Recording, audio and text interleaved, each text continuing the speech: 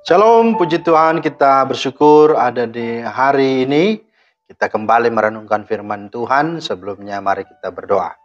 Bapa di sorga, terima kasih atas kesempatan hidup yang Tuhan masih anugerahkan.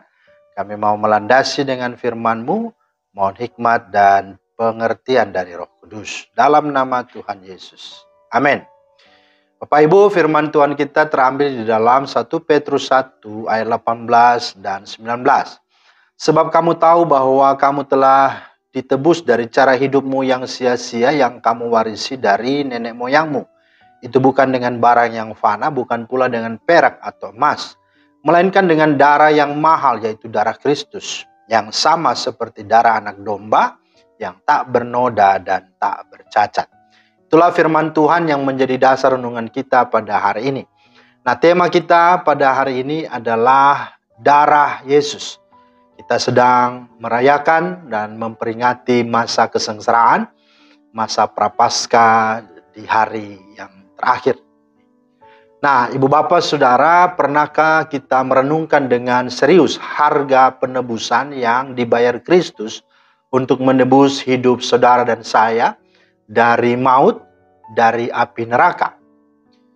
Ya, Bapak Ibu, ketahuilah bahwa hidup kita menjadi tidak lagi berharga karena dosa dan kejahatan kita. Tetapi puji syukur kepada Allah Tritunggal, Bapa, Putra, dan Roh Kudus.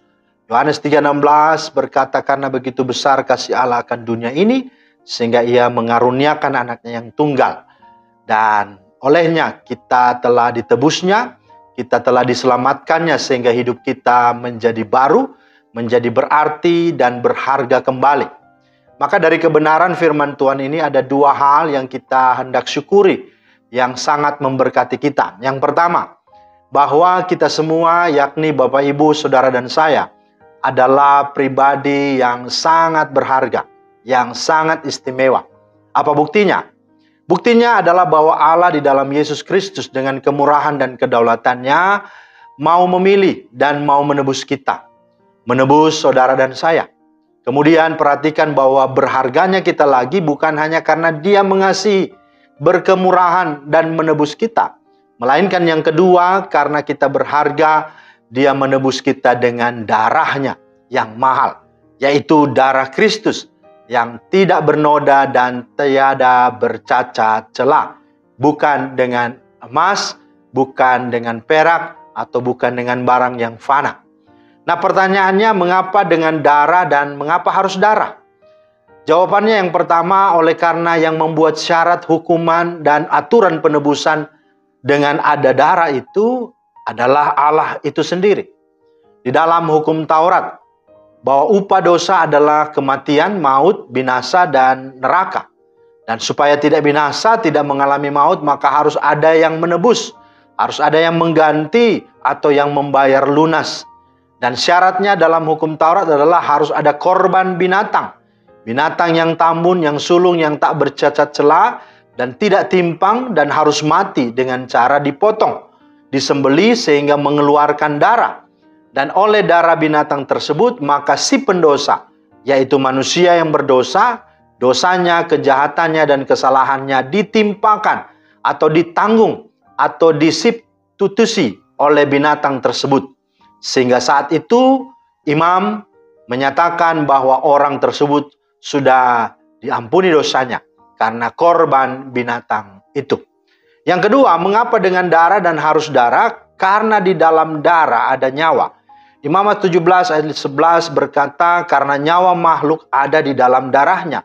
Dan aku, kata Tuhan, telah memberikan darah itu kepadamu di atas mezbah untuk mengadakan pendamaian bagi nyawamu.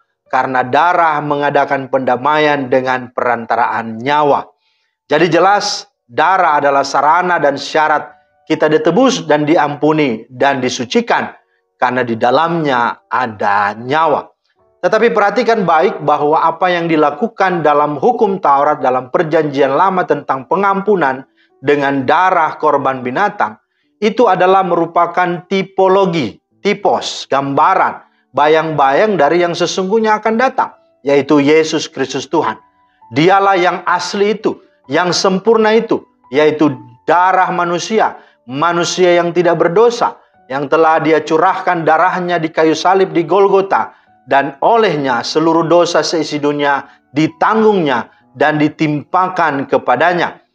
Kita ditebusnya dan kita beroleh pengampunan dosa serta keselamatan yang pasti.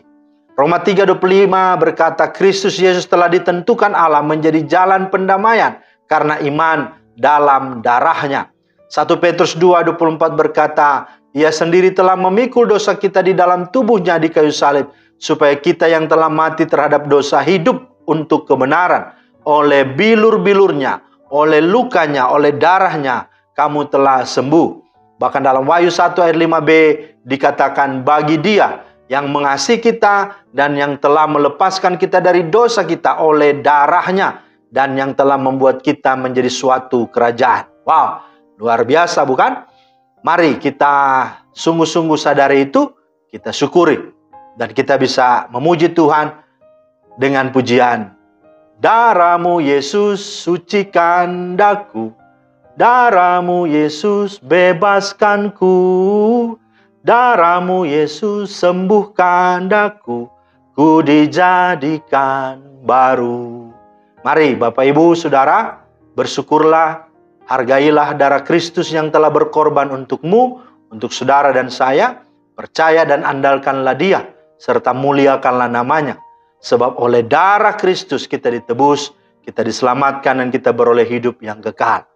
Mari Bapak Ibu, apabila saudara ada dalam keadaan yang sakit, lemah, dalam pergumulan, bimbang, keragu, dan beban berat, mari datanglah kepadanya dan alamilah kuasa darahnya yang dapat menolong saudara. Amin. Kita berdoa. Terima kasih Tuhan atas firman-Mu. Kami bersyukur dalam merayakan dan memperingati hari kesengsaraan, bahkan Minggu Prapaskah yang ke-7 ini.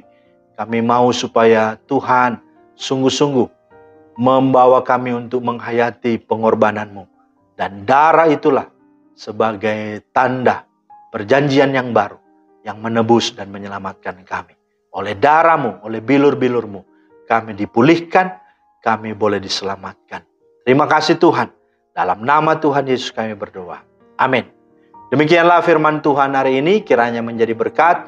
Selamat beraktivitas, Tuhan Yesus memberkati. Shalom.